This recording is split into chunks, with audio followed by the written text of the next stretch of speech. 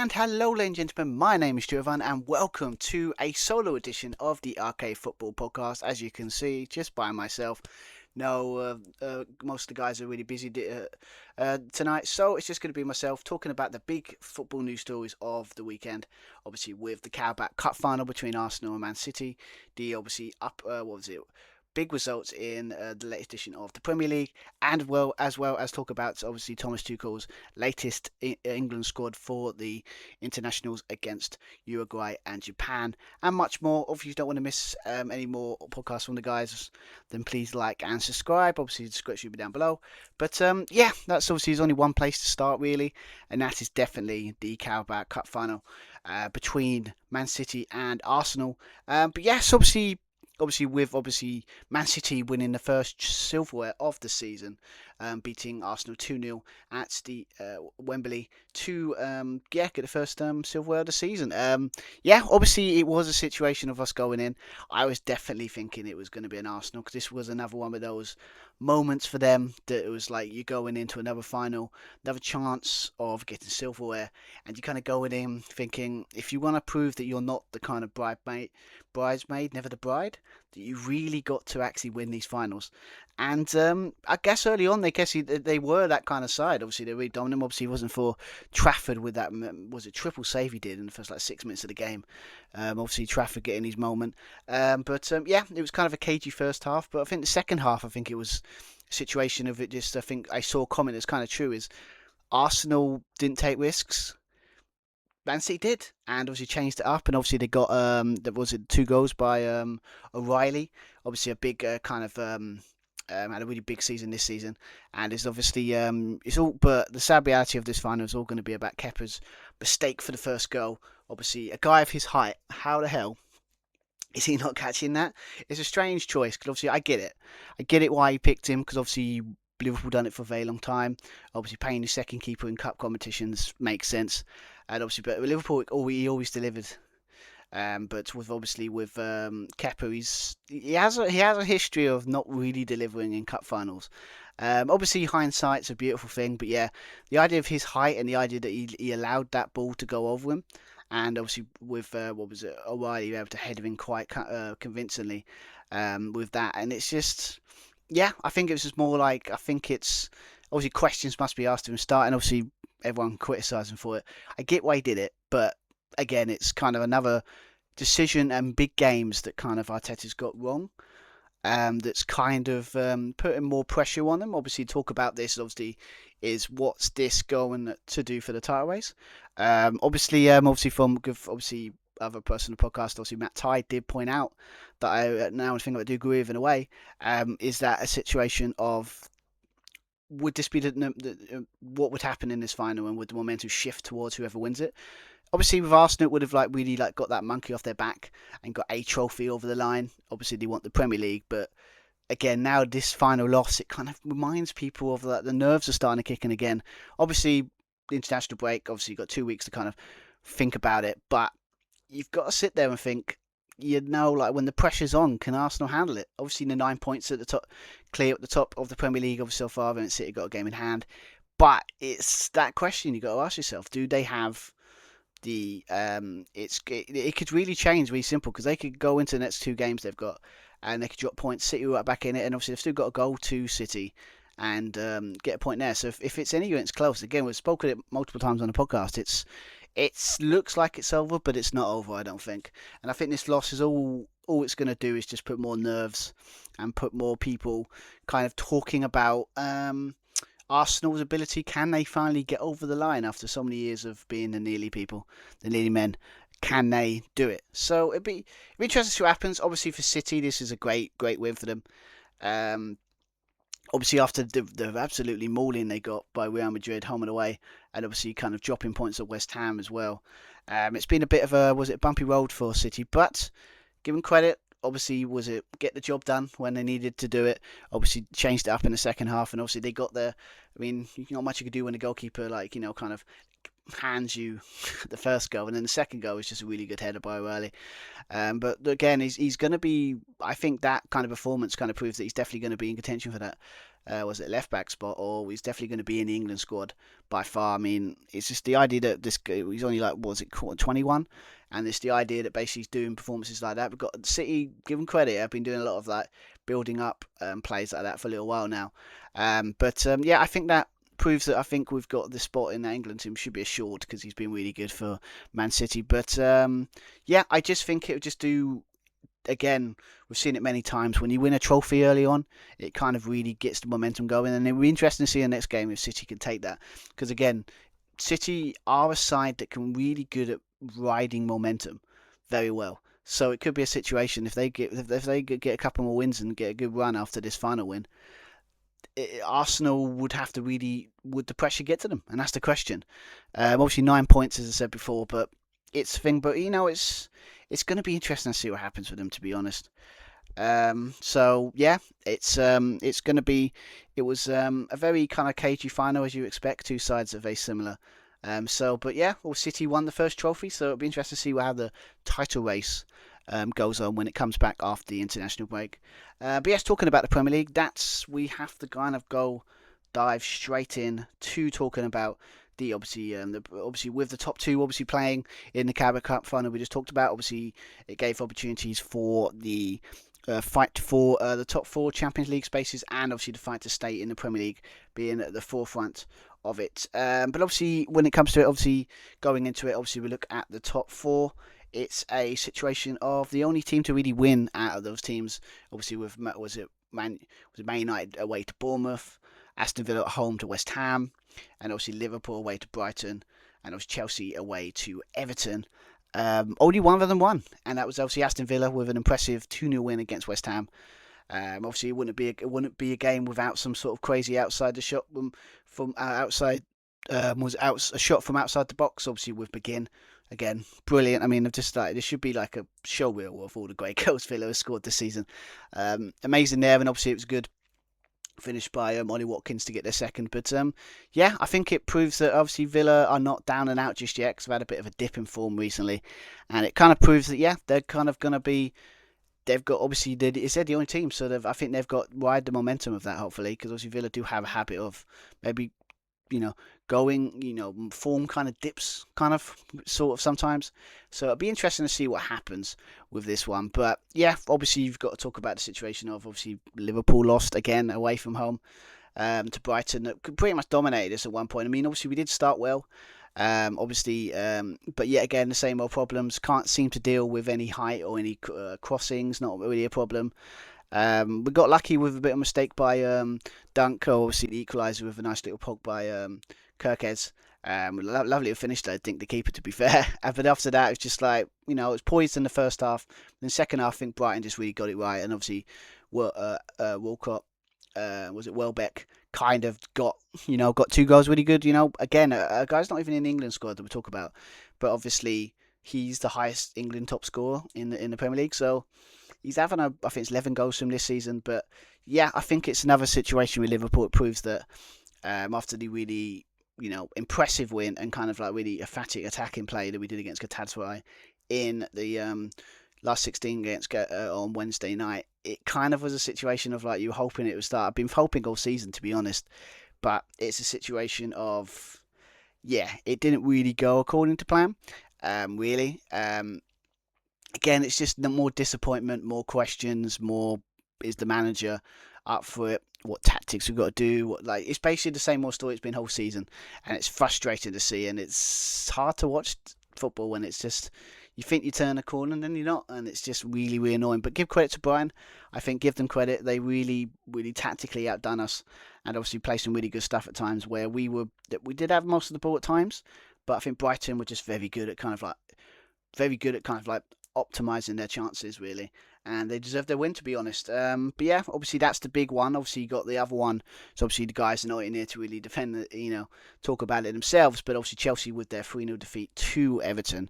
I mean, good God, it's surprisingly not surprising really at the moment. Obviously after they got absolutely was a demolition job against PSG in the Champions League, I think it was 8-2 in the end. As Kyle said in the last podcast, obviously got taught a lesson, and they certainly did in that game. But in this game, it's kind of taught that the kind of old problems they can't seem to get consistently back because obviously all the talk about kind of the goalkeeper, I think Sanchez has like had good moments in the season, but the last couple of games he's kind of gone back to the kind of dodgy keeping. So I think they were quite lucky to not go down early. I think a mistake obviously came off his what was it, slipped, and obviously luckily Chelsea were able to hold out. But like some of the mistakes, like I think he was trying to kick the ball out from the back, and obviously, but I think it was a situation of Beto was like he didn't see him, and obviously got lucky with the was able to stop it. But yeah, I think some of the mistakes were really bad, but. Yeah, you've got to sit there and give credit to Everton here. I mean, obviously it was a situation of Beto. I mean, a player that's basically like was last season before obviously Moyes came in as a guy that's like he couldn't the old barn door with a machine gun type situation, couldn't score a goal, but now he's looking like an amazing player. I mean that his first goal was like the way he like dinked the keeper from like with how much space he had was brilliant. I mean obviously got lucky with the second one, not as clean because obviously a bit of a deflection, bad goalkeeping again, but yeah, I mean all good. I mean, it's good to see. I mean, obviously, as a Liverpool fan, obviously, it's a different situation. But it's like it seems like Moyes and the comments at Everton are starting to build up some momentum similar to what they did last season at the tail end. And yeah, it could be a good situation of seeing Everton in some European competition next season. That would be nice. I think we all kind of predicted Everton to do well this season because of obviously how Moyes, certain way players works for certain clubs, and obviously it worked at West Ham at times and obviously was worked at Everton really well. But yeah, obviously I think yes, obviously with Chelsea it's like it's another defeat. I think that's two. Was it three defeats in a week? And yeah, I mean it's what you do. I mean obviously would have loved to have got the opinions. Obviously we'll get the guys on next time. But yeah, what's the deal here? I mean what's gonna be the situation here? I mean, I don't know. I mean, it just feels like a situation of like all the kind of as much as Maresca, you were sitting there talking about kind of his out of style and kind of rigid style, but it was never this bad. I think obviously I just think it was just he needed a bit more flexibility with the way he plays. Again, he's a student of Pep, so you always have those like stubbornness when it comes to managers. But yeah, I mean, obviously, with senior, it's a situation again. I think someone heard someone that basically like some of the results are masking the kind of performances they were having at Chelsea. But obviously this season, obviously the last couple of games has kind of proved how maybe tactical naive he is. Obviously he's still a young coach that, and also with the instability at Chelsea at the moment, maybe like that's kind of playing into a lot of their performances. Obviously, again, we said core lesson at PSG.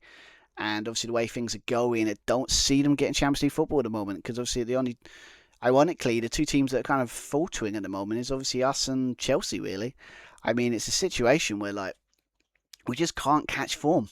None of us can. Really, I mean, it's just a situation of just no one can get consistency going. The only one that's like we said, like Man United, I think they've got pretty much got a good like the pretty good one last couple of games. So that third spot, I think, is theirs.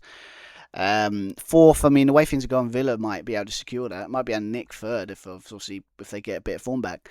But yeah, it's actually Chelsea. I mean, the only luck I guess is if we can pick up some form, and obviously that coefficient gets that fifth spot. So like, if we can, maybe we can get Champions League for the back door. I really don't want to get into a situation I would love to do, but yeah, I'm not a fan of that idea. But yeah, I think it's a situation at the moment. It's just um, was it? As someone said, the like big six kind of power vacuum. And it's kind of true. It's like it's not really there anymore. It's kind of good because obviously you've got teams like Villa and obviously Brighton, kind of like the teams that are kind of showing the kind of class and kind of tactical ability to kind of adapt to situations. Obviously with obviously us and Chelsea not really being able to really. And it's going to be interesting to see what happens. Obviously, we've got an international break, so both teams have got time to kind of reboot. Obviously, with that defeat for Liverpool, it's another questions on slot. But yeah, I think it's just this kind of weekend has kind of proved that there's an opportunity for the teams like was it Brighton, Villa, Brentford. Obviously they slipped up against Leeds, but they're still kind of up there that they could make a late challenge. That they've got an opportunity here to maybe get some European football, and despite obviously the traditional top six, really. So it'll be interesting to see what happens there. Obviously, as a Liverpool supporter, I would want none of that to happen, and I want to get top four. and maybe win both of the FA Cup and the Champions League. But you know, you don't always get what you want in football sometimes. So it'd be interesting to see what happens. But yeah, I think obviously with the top four, I think top four race obviously took a big, not as big swing, but kind of like a little bit of a tip towards maybe Villa and Man United more than it was maybe last week. But the big talking point, obviously, at the moment is that relegation kind of battle down at the bottom. Obviously, the big one is obviously Tottenham lost again. Yeah, they've lost again. Obviously, no surprise. Obviously, after the annoying 1-1 draw against us last weekend, I was daringly dreading that we were going to give them a kind of like resurgence. But I think, was it Nottingham Forest taught them a lesson in this game.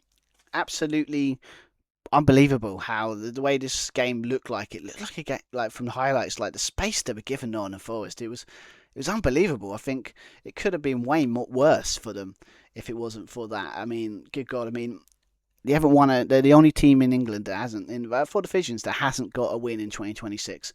And I think at times, I think when that first goal winning, I think they kind of, surrendered really. I don't think they really got going, and I think it's a staple of obviously bad keep. Was it maybe 1 or 2 like bad keeping? Was it too much space, looking too open, no intensity, easily to run for the midfield? It's just everything's going wrong for them, and obviously there's talk about was it Igo Tudor? If I pronounced that correctly, probably didn't, but to get rid of him because obviously if he's coming in into him, he's not making an impact. They need someone that's going to get the team going, and obviously it's obviously not.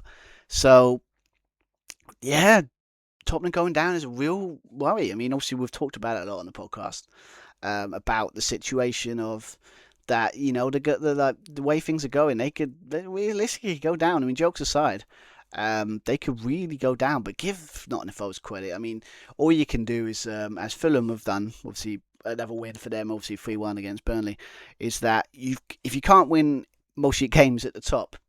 Against the top teams, you kind of have to beat the teams around you. And obviously, Fulham have done that really well, where they've got picked up, I don't know the exact stats, but they've picked up a lot of points against teams around them. That's kind of made them kind of safe and not really worrying. And obviously, Nottingham Forest, give them credit there. They've got, I mean, obviously, the different time, obviously, West Ham, when they got the point there. But again, it was a relegation 6-pointed this game against Tottenham. And they pretty much did not kind of, they kind of outplayed Tottenham.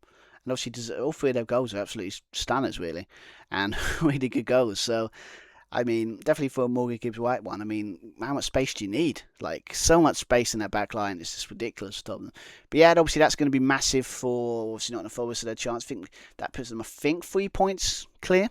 Might be wrong. Obviously, from West Ham, that obviously lost to Villa, as we talked about. But yeah, it's definitely got interesting down there. Obviously, Tottenham only point behind.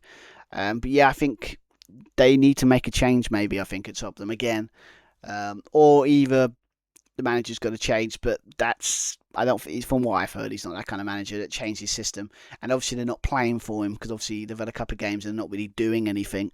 So the question is, what do you do? Do you get someone, do you do similar to what Man United did? It's kind of like, I'm not saying the same legends, but do you like say, well, this interim thing didn't work, and then get rid of him and get someone like, I don't know, top of my head, obviously I think Sherwood maybe. But obviously that didn't. But then again, he's been out of management for a while, so I don't know, like a legend of some kind or someone that's known to get the best out of you. I mean, obviously the jokes aside, you could probably say gets Big Sam. He's always good at getting a tune out, and he's still available. I'm just saying, but like, yeah, I think it's a situation they are in big trouble. Top them, big trouble. And if they don't back up their ideas, there's a good chance that they're going to be that 3rd team to go down. Because obviously at the moment it looks like it's going to be Wolves and Burnley. They're going to be the first 2 spots, but that 3rd one's up to grabs. And obviously West Ham, obviously against Villa, it's Villa, but they've got a bit of form. Nottingham Forest obviously starting to pick up a bit of form. Tottenham aren't.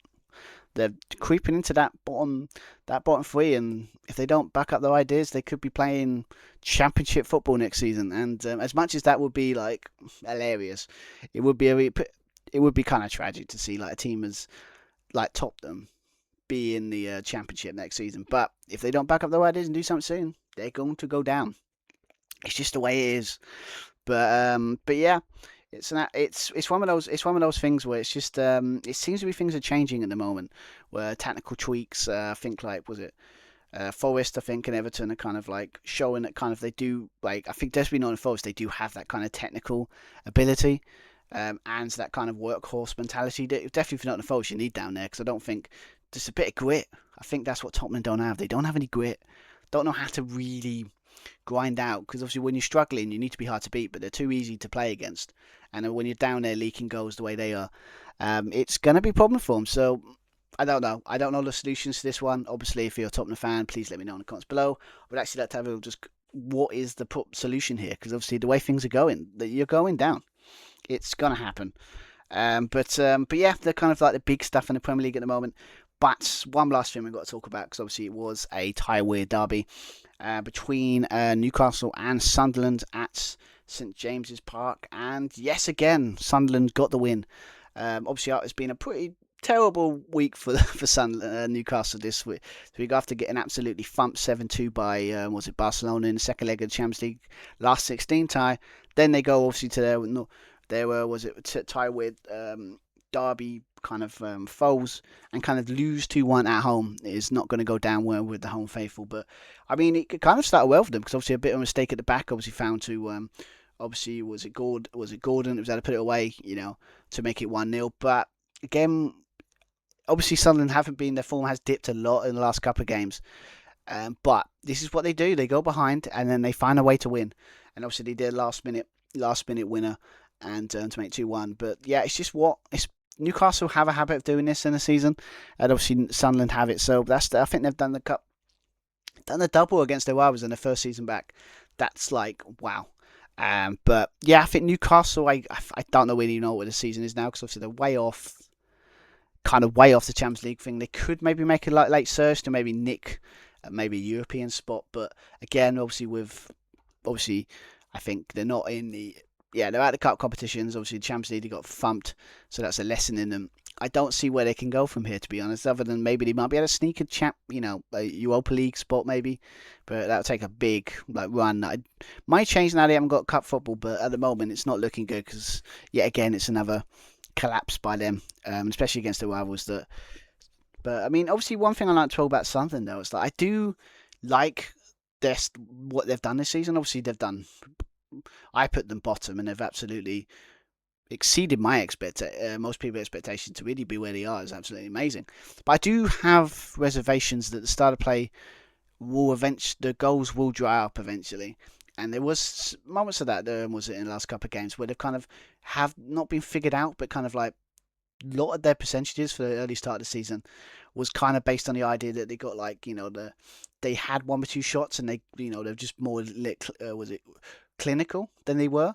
But obviously, when kind of like the opportunities dry up, where's it going to go? I mean, I don't want to say not in a Forest situation, but you kind of why for them. But what that kind of game against Newcastle proved that if you put a bit of investment in youth and kind of really build on kind of youth, you can definitely build a team that's Premier League ready. I mean, give them credit. I mean, like they've recruited so well, and it's really proved that obviously there might be a changing of the tide up there. Obviously, with Newcastle kind of slipping down, and obviously Sunderland having their season, it might be a situation where Sunderland might be the team to beat up there, or is it up there than it is obviously Newcastle at the moment. So didn't think that would happen this season, but yeah, got the double over Newcastle. I mean, what a season back in the Prem for them.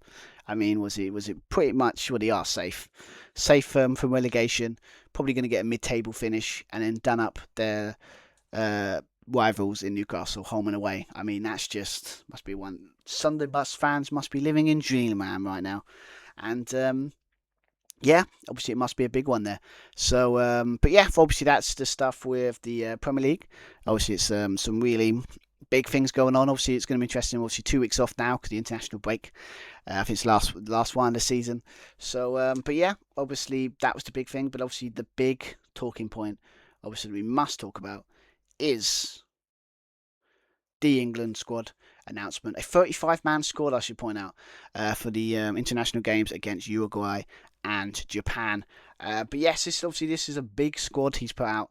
Really, I mean, seriously, I think 5 goalkeepers, all kinds of stuff. I think how many strikers. It's ridiculous, to be honest. Obviously, the big one Obviously, with obviously the big talking points probably that Ben White has returned after a long first time he's been in the squad since 2022 World Cup.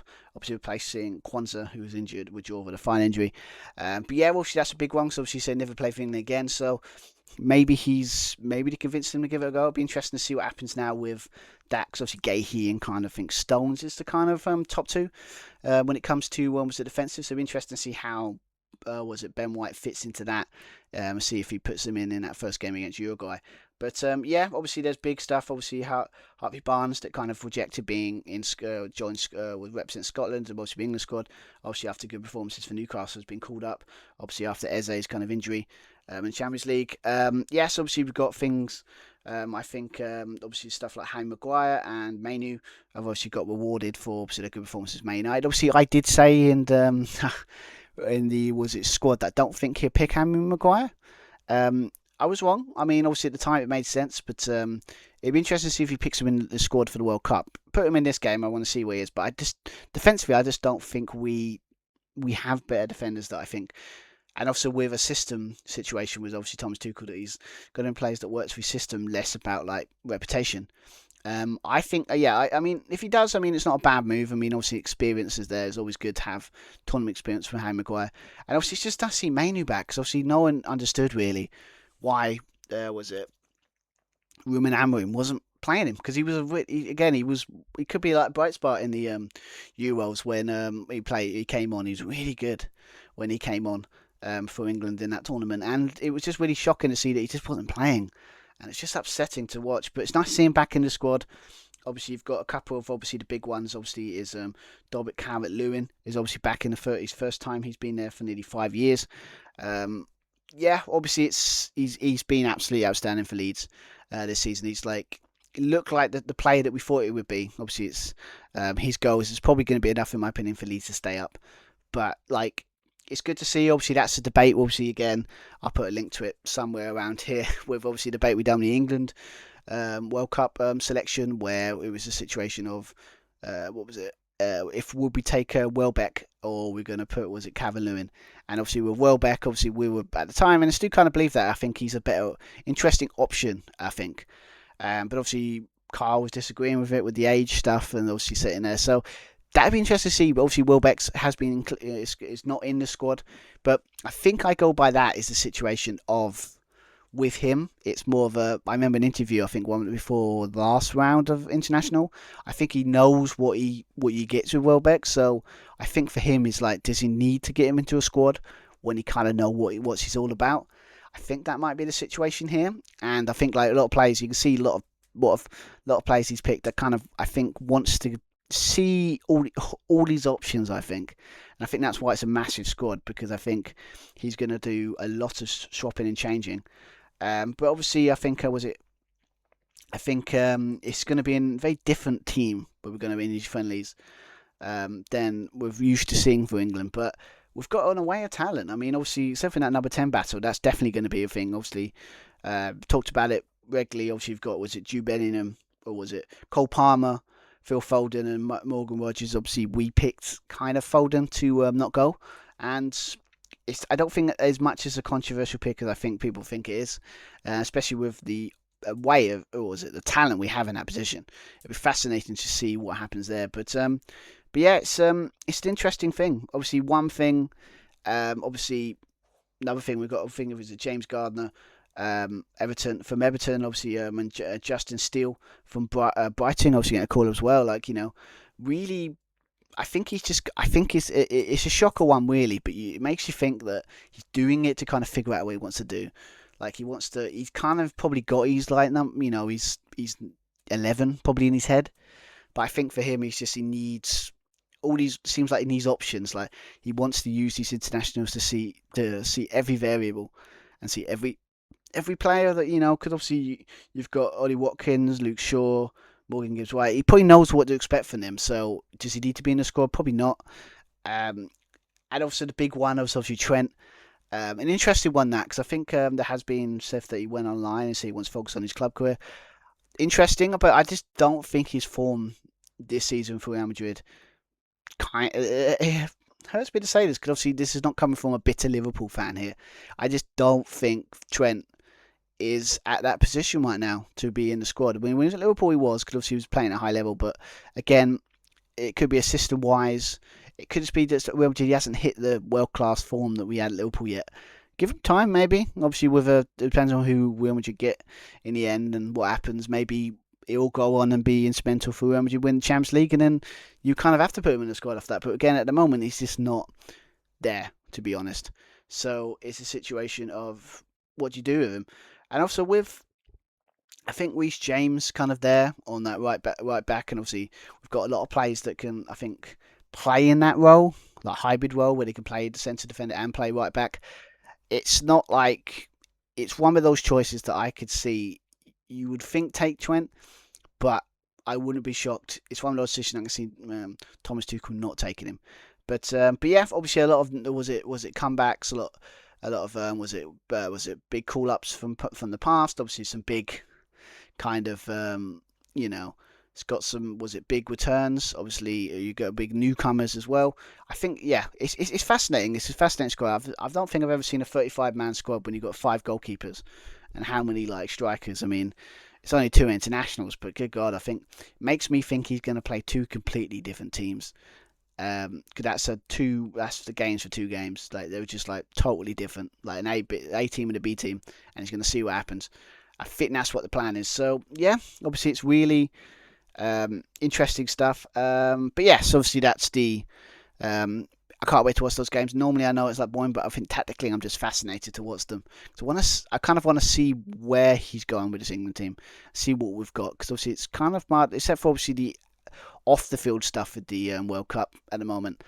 It's going to be fascinating to see because I do think we've got an opportunity to win it. I mean, I hate to say it because I've been traumatised from being brought up with England failure, but I don't know. I've got an optimistic feel about it, so I don't know. But yes, obviously one less thing I want to talk about. I think before we wrap this up, obviously it's going to be a very short one. Purely for the fact it's just me. I mean, talking. So it's one of those things. But I got to talk about just because it came to my mind. I got to talk about what is going on at AFCON. Like what is going on in the Africa Cup of Nations? I think it's a thing that obviously I think I would have probably brought up if the guys, big, if it was like a big thing going on. But like, what is going on with that decision? I don't get it. I mean, yes, technically, obviously, if you don't know, obviously Senegal have been stripped of the Africa Cup of Nations, and obviously get Monaco win it by default by winning it 3-0 after a forfeit. But again, it's one of those things that baffles me. Yes, by definition of them walking off the pitch, yes, they did break the rules. But why they waited 2 months to figure that out? In my opinion, there was not like anything you needed evidence. Like if you were going to make that decision, you should have made that on the night or the day after. You don't wait 2 months and then do it. And now it's going to be. I could see them winning that back, and it's just ridiculous. But the minute that referee decided to blow the whistle when they came back on the pitch after 17 minutes and restart that game, that was it. The game was back on. If they were going to make that decision, they should have made it then. The problem is it makes the Africa Cup of Nations and obviously Africa Cup look like a joke. And what's really frustrating and really sad about it is that tournament was really good. It's quality football, some good stuff. And it's just that final, it's all going to be remembered for that final, and it's just really upsetting. And it's really upsetting to see because obviously, like any region of football, you want it to succeed, and it's just horrible to see. And even if was it Senegal win and the court case and they get it back, like again, it's just it's a put a stain on kind of African football a bit, and I don't like it because obviously you want kind of that like them to have their tournament because it gets a lot of criticism in England about it because obviously it happens in January, so a lot of players have to go, and obviously there have been criticisms from some commentators on it. I admit I haven't been a real big fan of watching it, but again, that's not because of that. It's just there's so many football to watch. But I was really intrigued to watch this one, and yeah, some really good football in it. And it's just this is the situation. They need to sort this out. Like obviously you got corruption. I don't want to get too much into that because obviously I don't want to accuse anyone of anything. But yeah, it doesn't look good, and I thought I just want to bring it up because it's a situation of yeah, situation of it needs to be brought up. So, but yeah, to finish off, I'm just gonna do like who's like the kind of top performers, big players we've got to talk about, obviously of the weekend because that's been some really good performances, and I'll just end it on that. Before obviously we end off this very short but very kind of just by myself kind of podcast. Obviously let's talk about obviously big Danny Welbeck. Obviously got 2 goals, yet again showing his quality as a striker in front of goal.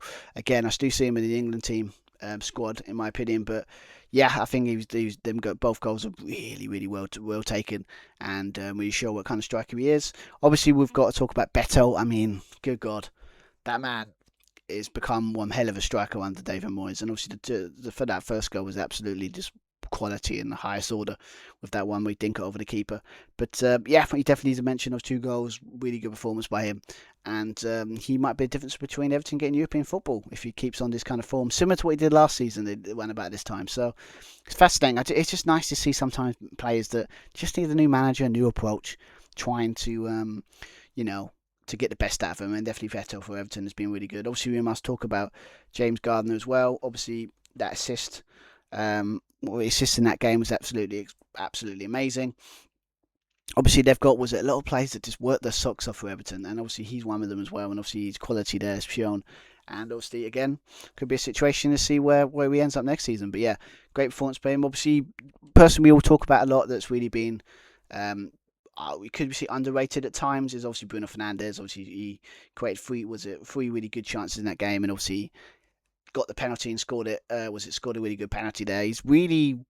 They are a better team with him, and I think their rejuvenation could be down to playing a system that works best for him and gets the best out of him because it really is the linchpin of everything that's good about Man United at the moment. And I mean, we've had it multiple times on the podcast, but we doesn't get the credit he deserves. Stats say he's probably one of the best out there, but obviously, again, stats don't always tell you his feeling, and obviously at the moment it's just when your team's doing well and you play well, you get more praise than when your team's doing badly and you're the only good player in a bad bunch. And I think that's why he's getting a bit more praise now because obviously Man United are doing really well and now in form. So, yeah, obviously you got that. Obviously you got obviously someone like Josh King. Obviously maybe not like a performance, but just the idea that he's a 19-year-old. Obviously that got his was it a great performance in that 3-1 win against Burnley, and obviously got his goal. Obviously 19-year-old, now a youngster. Obviously it's his bit of talk of the town at the moment of a lot of young up and coming players obviously getting their chances to shine in the Premier League. Obviously we've got Rio and Ngamoa. Obviously we've got was it Downman that we talked about obviously in the last podcast, and obviously now Josh King, obviously 19, very good finish there. But yes, obviously many other players. Obviously I'd love to obviously.